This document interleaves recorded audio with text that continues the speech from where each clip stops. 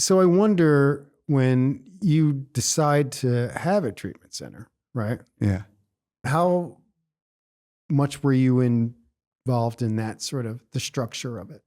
Well, many conversations, and the process began with Melanie Yeah. and I talking. Actually, I think the first time I remember having a serious conversation about it was at SPAC when Fish was playing, and she came to sound check, and we sat in the chairs out there.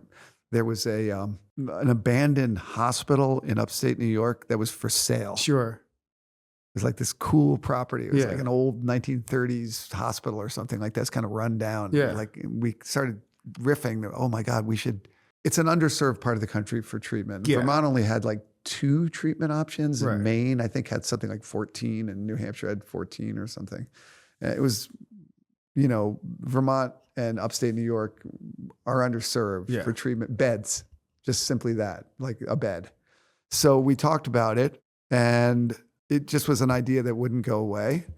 Having spent 14 months in drug court with Melanie, watching Melanie as my case manager, I mean, she had 20 years of experience, and just the amount of love and patience that I saw for anyone who came in that door. You wanted that. Yes. I never would have done it. I never would have done. I mean, this isn't something I would do alone. I don't have any experience in that. I mean, I had the desire, and I watched Melanie on it. We were in there every week, and more than that, for 14 months. Yeah. And we thought that between the two of us, we had the combination of our two situations that I could be part of a pathway to raise the money, and that she could run it. It took both of us. And that was the Beacon. And we did the Beacon Jams. And that was the first time. Well, I called her. It was really funny. And she remembers this. I was about to go on stage at Carnegie Hall for solo. I was doing 2 nights solo acoustic. It was a great thrill. It's a weird flex. Go ahead, but you can. Exactly. But I was backstage, and I started talking to my manager, Corin Capshaw, who's also sober. And Melanie and I had been floating this idea. And I said to him, do you think this is possible? And he said, I think it is. And I picked up the phone and called her right before I went on stage. And I said, we should do this.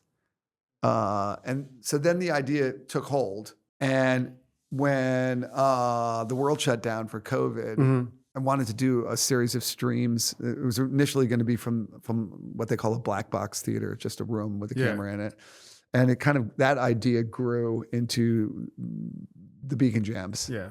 The first thought was to just start a foundation. Right. I mean, the idea of actually opening a treatment, some kind of sober retreat or a physical facility with a building was just too far-fetched to even believe could happen.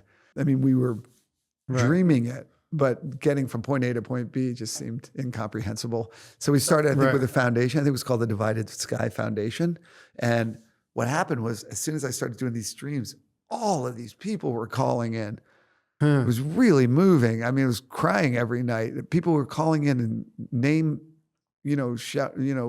bringing up names of family members and donating all this money. Yeah. And it was more than the money. It was these stories. Right. And you start to see how common this is. It affects so many people.